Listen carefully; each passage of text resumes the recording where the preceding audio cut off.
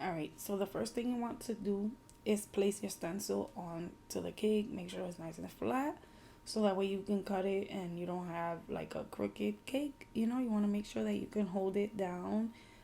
You could also put a little bit of buttercream on the cake and then put the stencil on there so that you can make sure that it doesn't move. But that's another option. It depends on how you feel. But I like to hold it down, very tight so that my stencil stays in place and I'm able to cut the cake with no problem.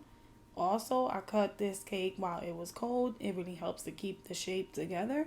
When you cut the cake when it's a little bit too moist, it can start to break apart. So I didn't want to do that. I put it in the fridge and, I let it do its thing so that when I cut it, it stays in great shape. Okay? All right, so right here I'm just ensuring that my cake is just the perfect heart shape that I want. I did freestyle the stencil, so it's not going to be a perfect heart shape, but it's going to be good looking to my eyes. That's what I try. I want to always send the message out that nothing needs to be perfect. It's literally never that deep, so, But anyways, there goes my simple syrup. It is so delicious. Oh my God. So I like to put it in one of those foam cups because it keeps it warm rather than putting it in a glass where it gets cold. But yeah, that's another story. But yeah, so here goes my buttercream. I was putting this buttercream on the cake and you guys can see that I have some cake stuck to it. That's because the cake is a little bit on the softer side now that I put the syrup on it. And then the buttercream was kind of cold and stiff. So after I did this part, I went and mixed that buttercream real good to make sure it's nice and fluffy. Because I don't really like my buttercream to look like that. But, another but it's very important that I did this part anyway because it's for this. So I want my cake board and my cake to be bonded together like I was going to say Glorilla. Like Gorilla Glue. Can't even say it no more. But anyways, now we're doing the second layer of the cake, and I'm breaking those pieces down because I don't want to keep wasting foil. But anyways, I hope that I get to make something with all that leftover cake because it's so wasteful. That's another reason why a lot of people do buy the cake pan because you waste a lot less batter, but it's okay. So now I'm just covering the cake in the first layer of frosting, which is just going to be like a crumb coat, plus the inside of the cake, which is basically the filling. I always keep my filling regular vanilla. I never add any flavors to the cake unless somebody asks for it, but I just don't because a lot of times you offer flavors and not everyone's into flavors.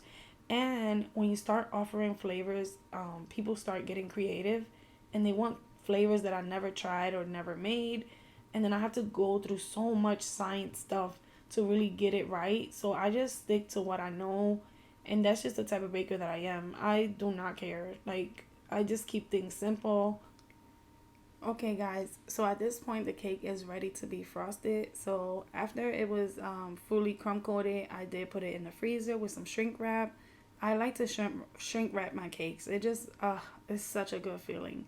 But anyway, so now we're going to cover it with some Swiss meringue buttercream in the color pink. It's a beautiful light color. So we're going to cover it up like a lot. So we're going to use a lot more buttercream than you really need because you're going to be scraping a lot of it off.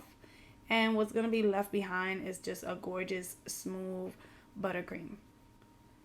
Okay, so the reason why you want to put so much buttercream is honestly because we're going to scrape so much of it off. And like I said, what's going to be left is going to be a nice, smooth buttercream. So just make sure that you're not shying away from putting a bunch of buttercream on your cake. Sometimes you think you put enough, but it's not. So just make sure you just go ham, put a lot of buttercream on there. And we're going to be scraping it off with a hot spatula. So every time you put the spatula on the cake, you're going to want to make sure that it's nice and clean and that it's warm because that really helps melt away all of the excess buttercream.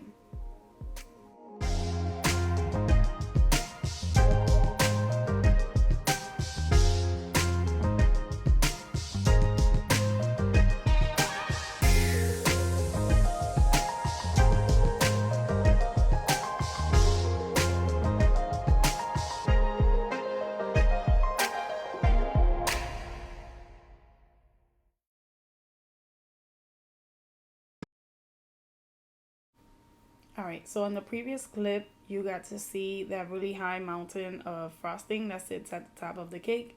So when you're done smoothing out your buttercream, you can start scraping off the top, and that's how you get like the smooth edges. Now, if you want to make it even, you can put more buttercream on there and make it even. But since mine was going to be covered in this beautiful, colorful sugar, we didn't need to do that because it was going to be hidden anyway. So I just want to let y'all know. But look how I pack on that sugar. Okay, y'all, so we finally reaching the end of the video. So I used this colorful sugar that I made with white sugar and food coloring gel and a little bit of luster dust to give it some shine. And I also want to say that the camera was not giving the color that it really was. I just want to put that out there. And then I made this that girl little sign with my Cricut maker. I can show you guys how to make that in the future. And then I did the piping on the cake, something simple and cute.